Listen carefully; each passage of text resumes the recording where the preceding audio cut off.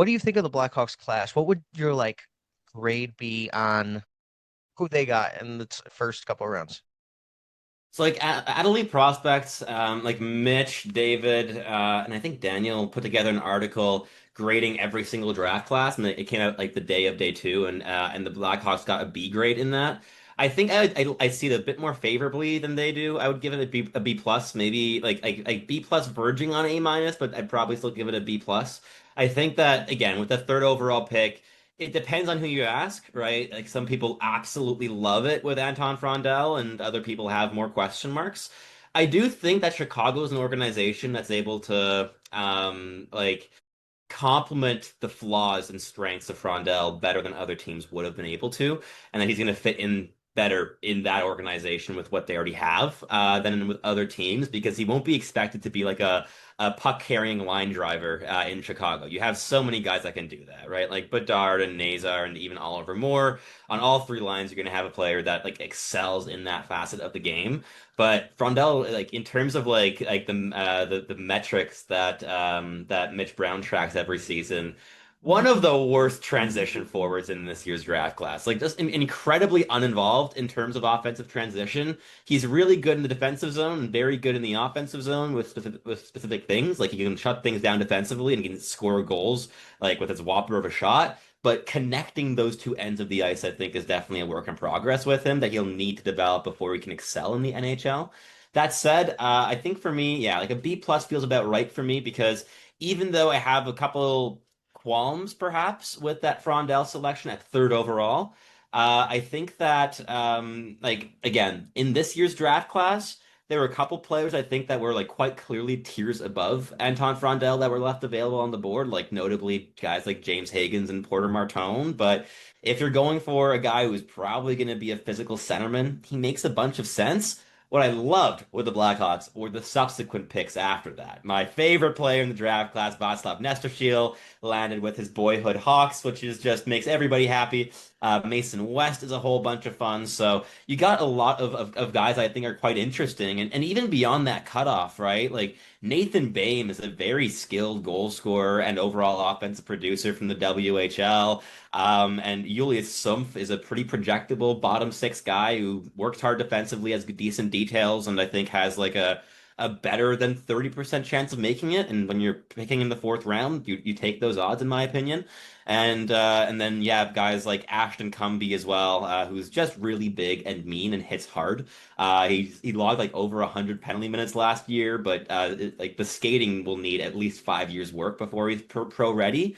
And Ilya Konarski is honestly pretty fun pick in my opinion. Like he's a 20-year-old goaltender, but he's got size. He's like 6'4" or something and 6'3" and 194 pounds.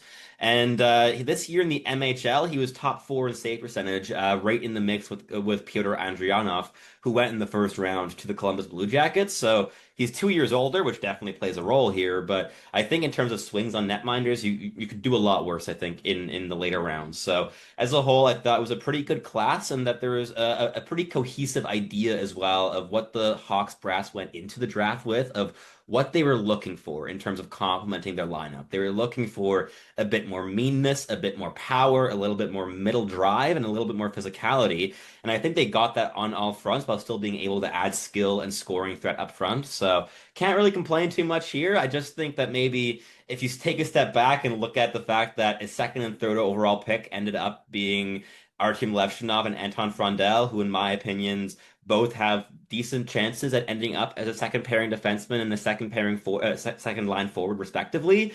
That might be slightly bitter if you're a Hawks fan and you had your eyes on guys like Demidov, like Hagens, and all these other super high skill players. But at the same time, in terms of fit of what you already have in your lineup, you needed a player like Frondel who can be your net front guy. He can win the dirty battles in the corners, who can have that one-timer option as well on the opposite side from Connor Bedard.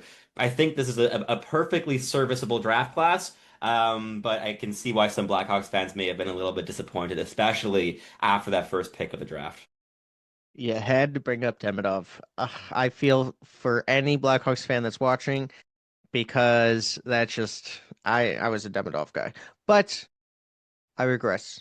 I will say there are three things that I wanted to ask you about that. Obviously, will Anton Frandell's transition game become better with the American rink size going from the SHL because it is a larger rink size? And then we'll start there, and then I'll ask my other questions. Yeah, I think it's gonna get easier. But I think there's a lot of work to do in terms of getting. Like, I don't think Frondell is a comfortable projection to ever be like an above average transition forward in the NHL. I think he's always going to be a guy who relies on his line mates to do the bulk of the puck carrying in transition, and partly of that is also because of where he finds himself positionally. He drops low in the defensive zone to support his defenseman in the breakout and to just secure possession. That when the big breakout pass happens up to the defensive blue line and they start marching towards the offensive zone, he's like 40 feet behind them. So he's often like 3 or 4 seconds behind the play in the offensive zone. And I think that's also one thing that limited his offense a lot this year of where his team was able to get into positions where they could really create dangerous goal scoring opportunities, but he was still stuck in the neutral zone when that was developing. So I think like working on his explosiveness, the skating, I'd love to give him a skating coach just in terms of getting from A to B faster and to become more explosive in terms of like two-step acceleration and just getting moving out the gates. Because again, like this is an 18-year-old kid who's 6'1" and over 200 pounds. Like that's a big frame to lug around the ice. And I think that there's definitely room to grow in terms of lower body mobility and explosiveness to kind of boost that a little bit. But I think a lot of it's going to be dependent on where he finds himself in the lineup. Like if all goes well and he ends up being a first line guy with Bedard, then yeah, like you just give the puck to Connor Bedard and you let him do his thing with the puck, right? Like I wouldn't be concerned about Frondell getting caught too much in transition in that kind of a facet, but I think it may be more likely he ends up being a second line guy in Chicago and maybe ends up being the guy that you attach to Frank Nazar's hip instead. I think that could those guys would complement each other beautifully, but then the question remains who's the big person that insulates Connor Bedard, right?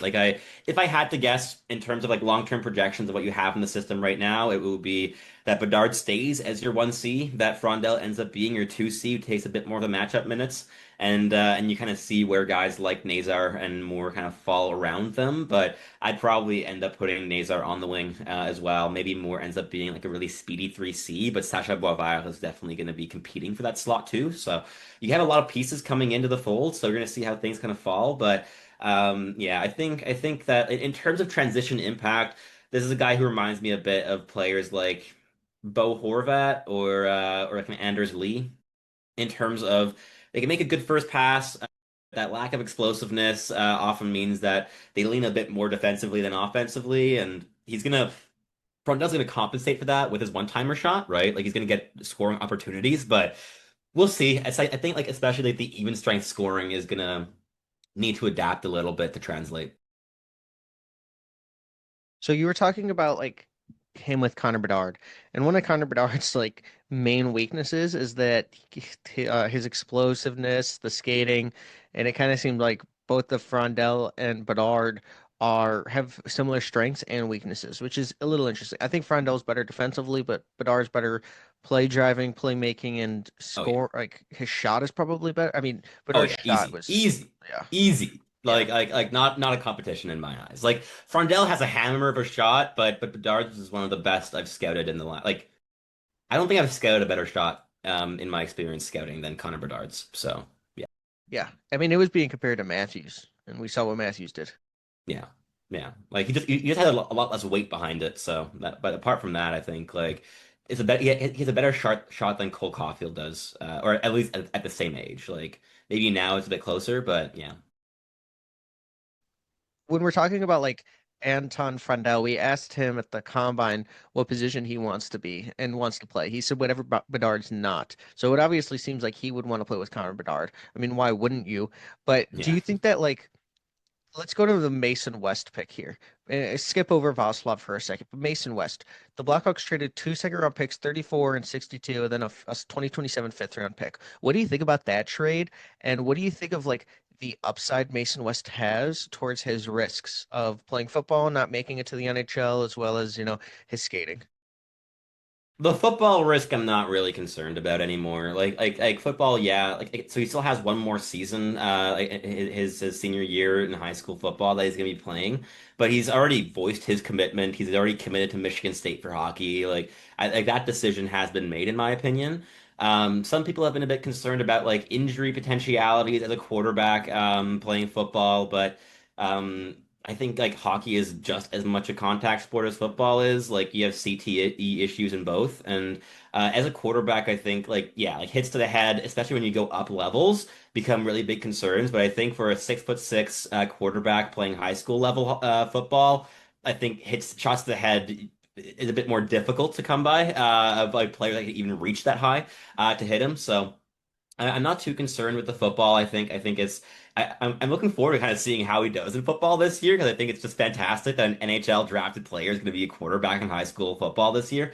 But I think it's a fascinating kind of swing to take, and just like Kyle Davidson said in his presser after the draft, or after day one, is like he stepped up and he's going for a grand slam swing. Like there's no guarantee here, but you're absolutely swinging for the fences with Mason West, and I think the reason that I really liked this player and that I was more bullish on him than most in this draft year campaign is that he has a very unique blend of abilities and strengths and also weaknesses that I think can take some really big steps now that he's going to primarily be focusing on hockey in his development and training and hopefully a lot more of that happening on ice as well. But he's a guy who has tremendous like anticipation and awareness. The scanning habits are high end. He's really a quarterback in how he thinks, and that also extends to the peripheral vision. He's able to spot things out of the corner of his eye and be able to make accurate look off passes that other players in this age group just cannot do with any regularity accurately.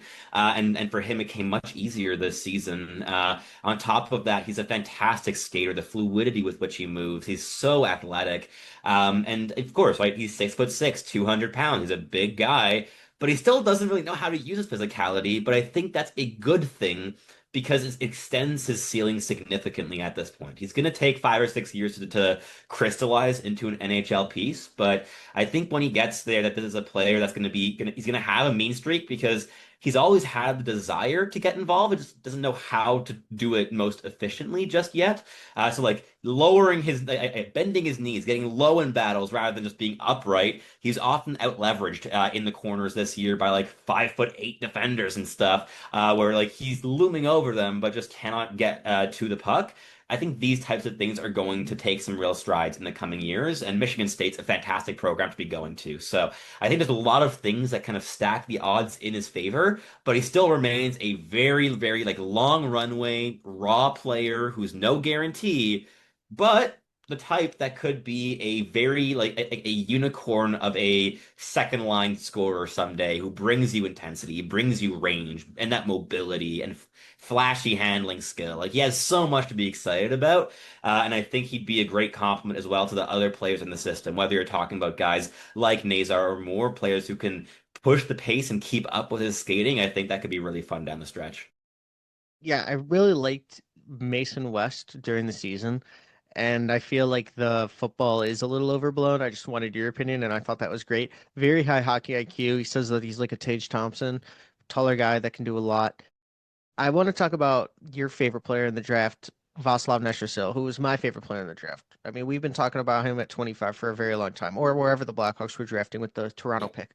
What do you think Vaslav Nestrasil's ceiling is? And do you think that like his NHL projectability is a lot higher than people that are picked at 25? I would say so. Like for me, Václav was a player I had in my 18-22 range. I think he finished around 19th overall on my final board or 18th overall. I was very bullish on him this campaign. And he's a player that I think is quite special in that combination of upside and runway as well as a higher floor. Like the way he plays, he's really a player that gains the coach's trust immediately. He was a coach's favorite all year long, playing all situations, power play, PK, last minute while trailing to score a goal, last minute protecting a lead. Doesn't matter, Vaslav's on the ice because he plays with real intensity and ferocity, good defensive details, some inconsistencies, certainly, but for a player that was only instructed for the first time in his career to play physically by his coaches this campaign, like I thought he was a very, very like powerful player as well. So he's only growing into that frame as well. So I think that the runway with him is really exciting. And even in the offensive zone, he's a very creative problem solver. He's a really solid playmaker. The hands are fluid. He's able to solve problems that he encounters through that handling skill. And I think the shot's pretty decent as well, especially when he gets in tight, close to the net front. He's able to get good elevation on pucks from shots in tight. So. I think he has a variety of tools that will just complement the Blackhawks top six wonderfully. So I see him as a guy that could definitely make things work in a top six capacity. Whether that ends up being a complementary role in a top line where he could play like a I don't know, like Zach Hyman adjacent role in terms of being like the super intense F1 who can win you puck battles, but also thinks the game quickly and is skilled enough to elevate elite line mates. I think he and Bedard could work wonderfully together.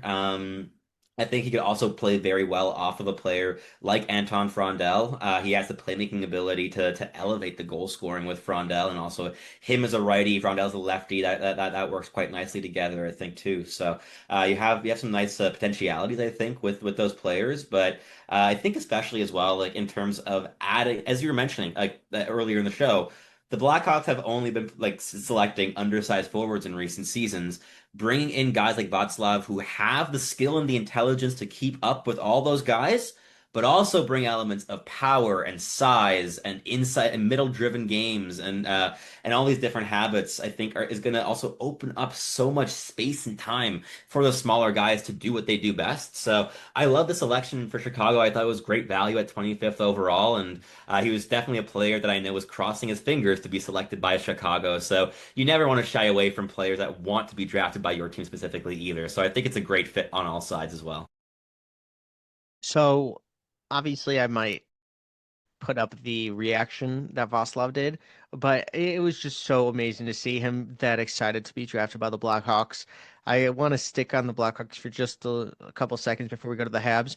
But one of the things about Vaslav is I feel that he does have that first line contributor type of upside. Now, like Brandon Saad-esque, not Brandon Saad as the player, but like Brandon Saad could have played anywhere down the lineup and he Yeah, would have had a really like been really good. But I dream of a line of Frondel, Bedard, and then Vaslav Nestrasil because I feel like they complement each other in a lot of ways. There might not be the fastest line, and they definitely all need to work on their explosiveness and their they skating, do. but Yeah. you have tall defensemen back there that are going to be able to use their reach to slow down speed. Like when I think of that, I think of Vlasic and Rinzel, or Yeah. Artem Levshunov and Korchinsky is smaller on the smaller side, but still like Del Mastro Korchinsky, maybe. Master, yeah. Okay, so let's talk here for a sec. Korchinsky, what do you think is going to happen with Korchinsky? I just want your opinion on this. He feels a little bit like the odd man out, doesn't he, at this point? I think like just with the profile of other defensemen in the system, like if you could pair like if he were a right shot and you can pair him with Alex Vlasic, I think that there's a much clearer path for him in Chicago. But do you want him playing with either of Sam Renzel or Levshunov in the next year or two? I think that would be really chaotic. Like you want to kind of have a stabilizer in there, and I wouldn't really want him on my third pairing either. And if he's not getting power play minutes, what's the point?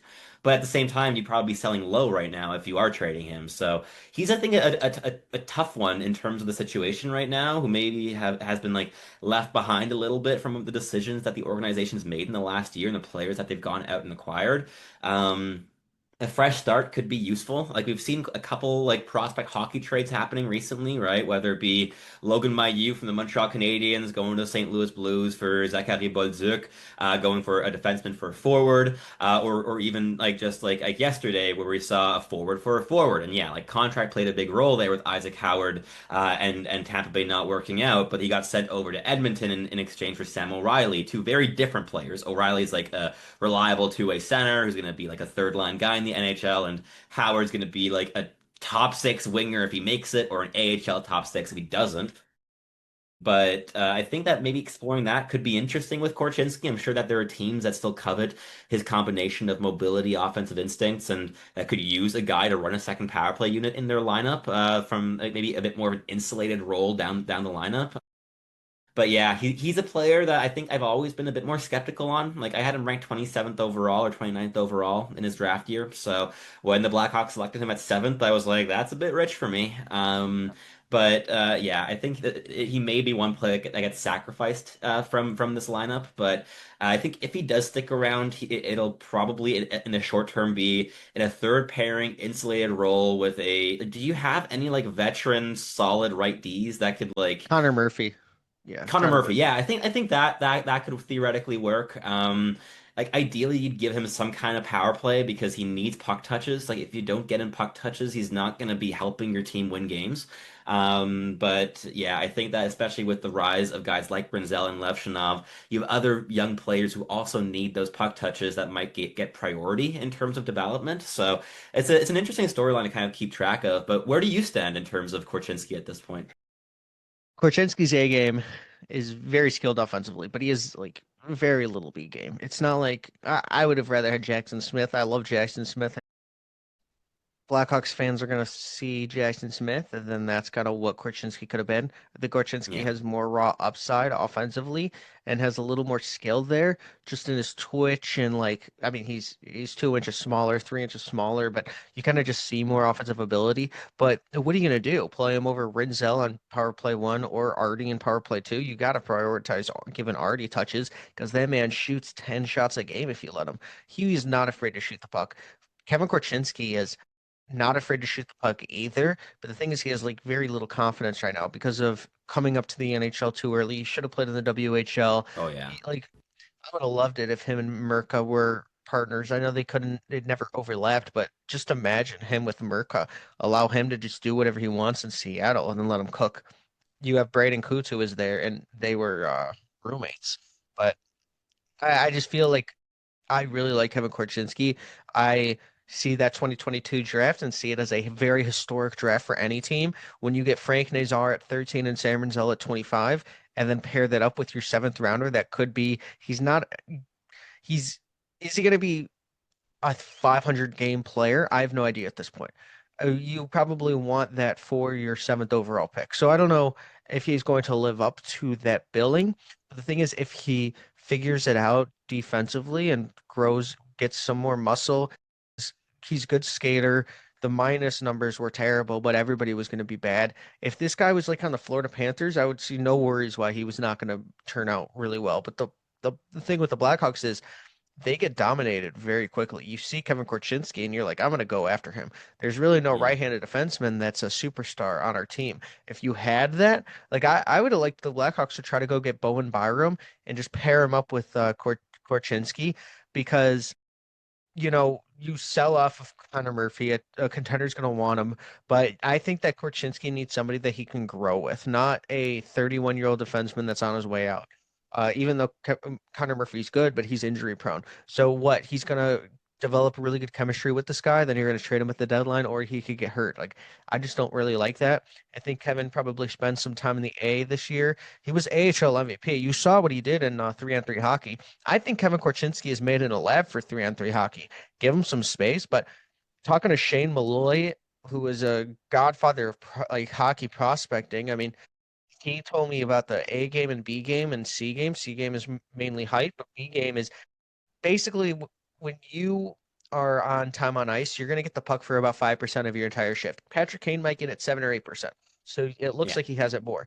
But that's like 1 minute or 2 minutes a game. So when Hmm. you look at things like that, that's why Brady Martin went a lot higher than he did. That's why, Desnoyers did. James Haggins probably fell, and Cam Schmidt and LG Mooney probably fell for those reasons. Shout out LG Mooney because I think that was the steal of the class. But it's just really tough when your B game has very little potential in it at this point. I don't really see him as being able to stand up a guy at the blue line, go straight up for a hit. You know, he's not really a shot blocker. He doesn't really have that instinctual instinct that we see Matthew Schaefer's brother had. So it's just really interesting. But I want to get to the Habs. Uh, we talked a lot about the Blackhawks, and I feel like gave the audience something good to think about.